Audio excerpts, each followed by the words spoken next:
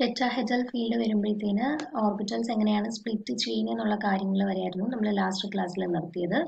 ഇന്ന് അതിന് കറസ്പോണ്ടിങ് ആയിട്ടുള്ള ടെട്രാഹെഡ്രൽ കോംപ്ലക്സിന്റെ കേസിൽ ഡി ഓർബിറ്റൽസ് സ്പ്ലിറ്റ് ചെയ്യുന്നതിന് കറസ്പോണ്ടിങ് ആയിട്ടുള്ള ഫിഗർ കൊടുത്തിട്ടുണ്ട്. ഓക്കെ, ഇനിഷ്യലി ഡി ഓർബിറ്റൽസ്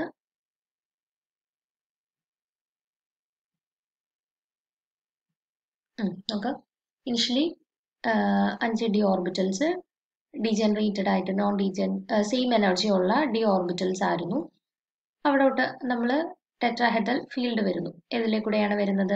അല്ലെ ലിഗാൻഡ്സ് അപ്രോച്ച് ചെയ്യുന്നത് ഇതിലേക്കൂടെയാണ്? ഇൻ ബിറ്റ്വീൻ ദി ആക്സിസിലൂടെയാണ് ലിഗാൻഡ്സ് അപ്രോച്ച് ചെയ്യുന്നത്. അപ്പം എനർജി സെയിം ആയിരിക്കുമോ? ഇല്ല, എനർജി സ്പ്ലിറ്റ് ചെയ്യും. അപ്പൊ ആദ്യം എനർജി ഒന്ന് ലിഗാൻഡ്സ് അപ്രോച്ച് ചെയ്യുന്ന ടൈമിൽ ആദ്യം എനർജി ഒന്ന് കൂടിയിട്ടാണ് പിന്നെ അത് സ്പ്ലിറ്റ് ചെയ്യുന്നത് എങ്ങനെയായിരുന്നു? T2 ഓർബിറ്റൽസും ഈ ഓർബിറ്റൽസുമായിട്ട് സ്പ്ലിറ്റ് ചെയ്യും. T2 orbitals in between the ആക്സിസിൽ ഉള്ളവരായതുകൊണ്ട് ഇൻ ബിറ്റ്വീൻ ദി ആക്സിസിലൂടെ വരുന്ന ലിഗാൻഡ്സുമായിട്ട് കൂടുതൽ റിപ്പൽഷൻ സാധ്യമാവും. അപ്പൊ റിപ്പൽഷൻ കൂടുതൽ നടക്കുന്നതുകൊണ്ടാണ് ഇവരുടെ എനർജി കൂടിയത്. ഈ ഓർബിറ്റൽസ് എന്ന് പറഞ്ഞാൽ x² - y² z² along the ആക്സിസിൽ ഇരിക്കുവാണ്.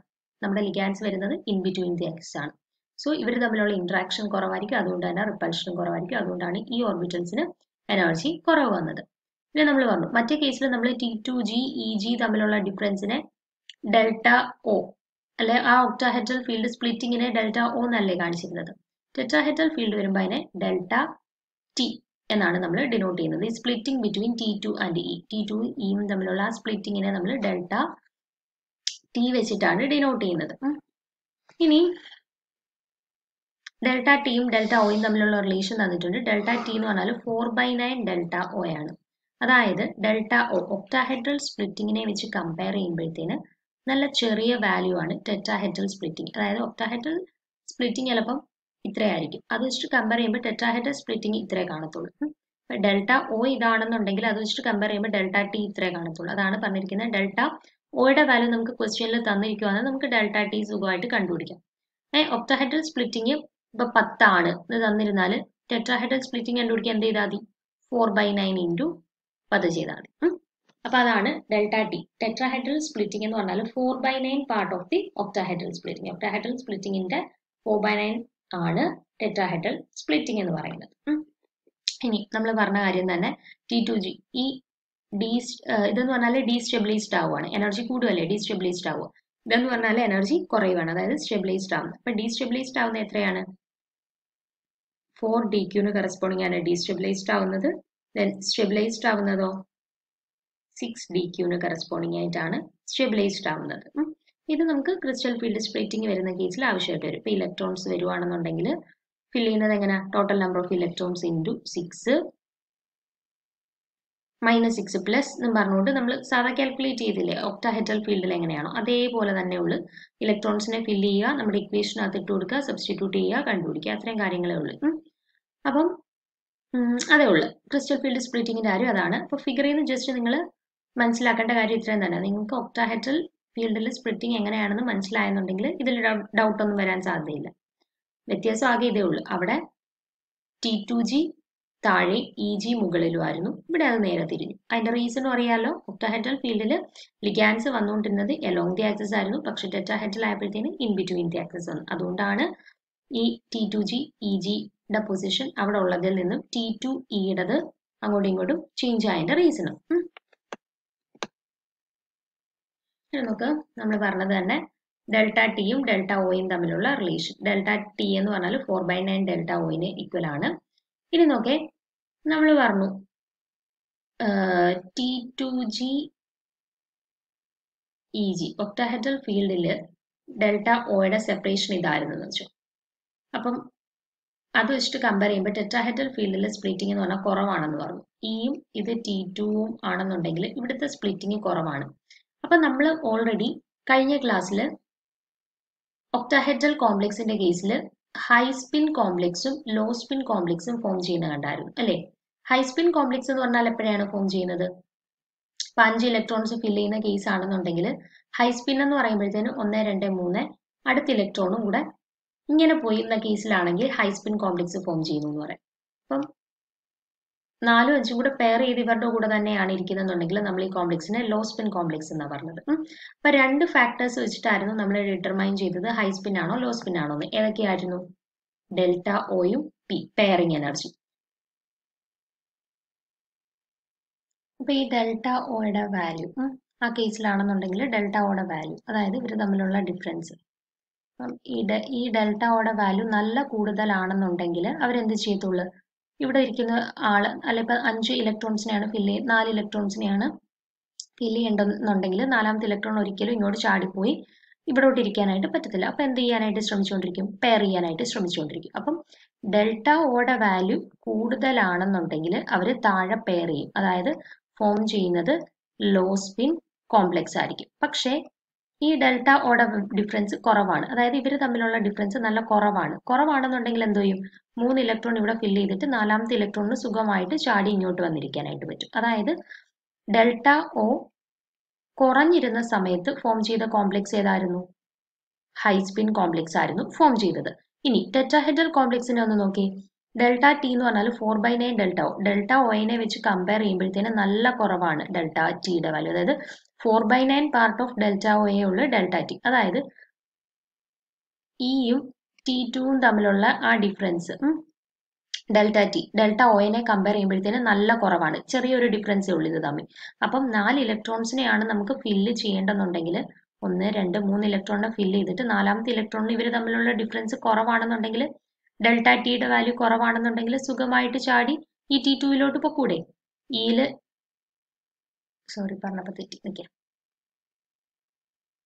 ഈ ഇലക്ട്രോൺസ്, ഇത് T2 ഓർബിറ്റൽസ്, ഈ ഓർബിറ്റൽസ്. അപ്പൊ 4 ഇലക്ട്രോൺസിനെയാണ് നമുക്ക് ഫില്ല് ചെയ്യേണ്ടെന്നുണ്ടെങ്കിൽ 1, 2 ഇലക്ട്രോണിനെ ഫില്ല് ചെയ്ത് 3ാമത്തെ ഇലക്ട്രോണിന് ഇവർ തമ്മിലുള്ള ഡെൽറ്റ ടിയുടെ വാല്യൂ കുറവാണ്, അതുകൊണ്ട് ഈസി ആയിട്ട് ഇങ്ങോട്ട് പോകാം. 4ാമത്തെ ഇലക്ട്രോണിന് ഇങ്ങനെ ഫില്ല് ചെയ്യാം. അപ്പൊ പക്ഷെ ഇവർ തമ്മിലുള്ള ഗ്യാപ്പ് നല്ല കൂടുതലായിരുന്നു, ഡെൽറ്റ ടി നല്ല കൂടുതലായിരുന്നെന്നുണ്ടെങ്കിൽ ഇവർ പെയർ ചെയ്തേനെ. പക്ഷെ ഡെൽറ്റ ടി എന്ന് വെച്ചാൽ ഡെൽറ്റ ഒനെ കമ്പയർ ചെയ്യുമ്പോൾ നല്ല കുറവാണ്, അതുകൊണ്ട് തന്നെ ഇലക്ട്രോൺസ് ഈസിലി പെയർ ചെയ്യാതെ പകരം ഇങ്ങോട്ട് ചാടി ഈ മുകളിലത്തെ T2 ഓർബിറ്റൽസിൽ വന്ന് ഒക്കുപ്പൈ ചെയ്യും. അതുകൊണ്ട് തന്നെ നമുക്ക് ഫോം ചെയ്യുന്ന കോംപ്ലക്സ് എപ്പോഴും എങ്ങനത്തെ കോംപ്ലക്സ് ആയിരിക്കും?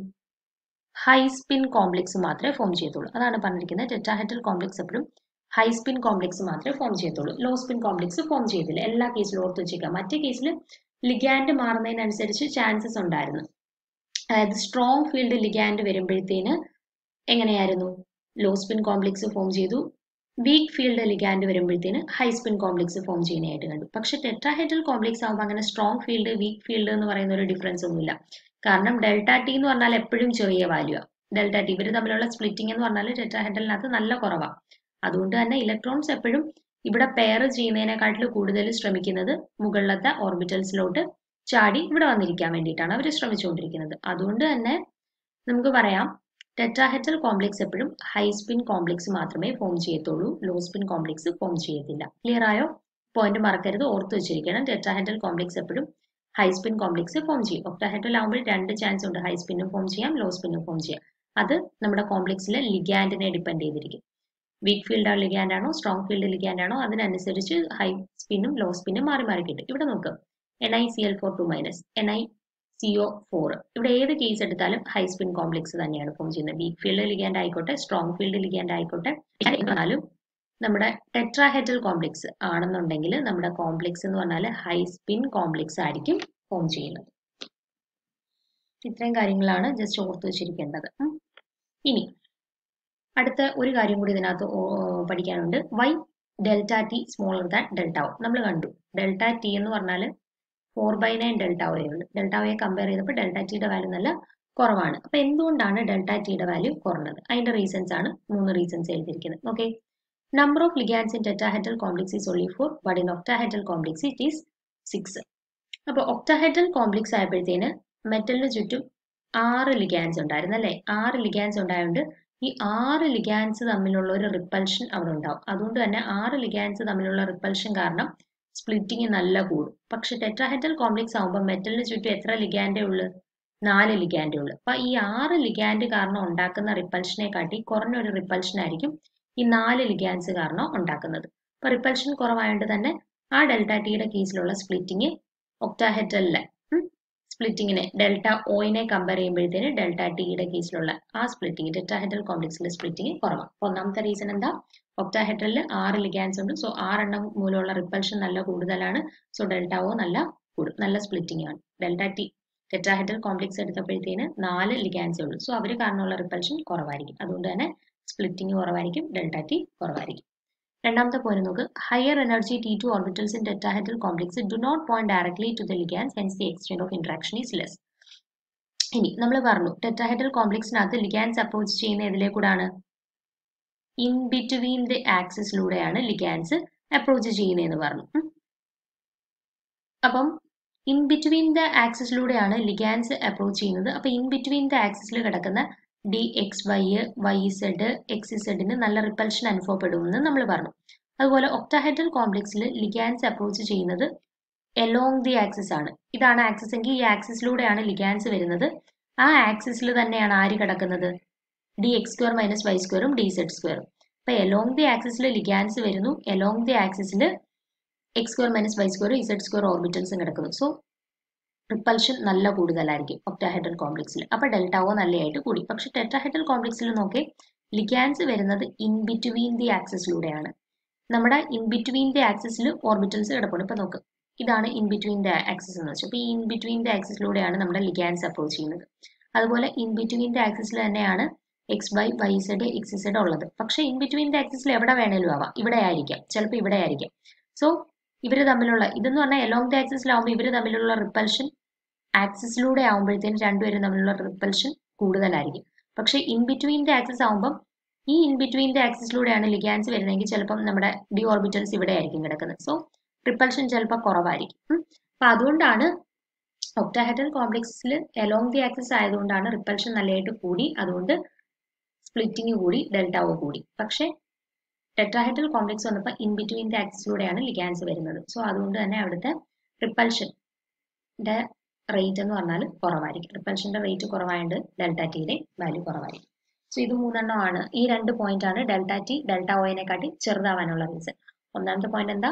ഒക്ടാഹെഡ്രൽ കോംപ്ലക്സിൽ 6 ലിഗാൻസ് ഉണ്ട്. സോ റിപ്പൽഷൻ കൂടുതലായിരിക്കും, അതുകൊണ്ട് തന്നെ സ്പ്ലിറ്റിംഗ് കൂടുതലായിരിക്കും. ടെട്രാഹെഡ്രൽ കോംപ്ലക്സിലാവുമ്പോൾ 4 ലിഗാൻസേ ഉള്ളൂ. 4 ലിഗാൻസ് കാരണമുള്ള റിപ്പൽഷൻ കുറവായിരിക്കും, അതുകൊണ്ട് തന്നെ സ്പ്ലിറ്റിംഗ് കുറവായിരിക്കും. രണ്ടാമത്തെ പോയിന്റ് പറഞ്ഞു ഒക്ടാഹെഡ്രൽ കോംപ്ലക്സ് ആകുമ്പോഴത്തേന് ലിഗാൻസ് വരുന്നത് എലോങ് ദി ആക്സിസ്. ആ എലോങ് ദി ആക്സിസിൽ നമുക്ക് 2 ഓർബിറ്റിൽ കിടപ്പുണ്ട്. ആരൊക്കെയാ?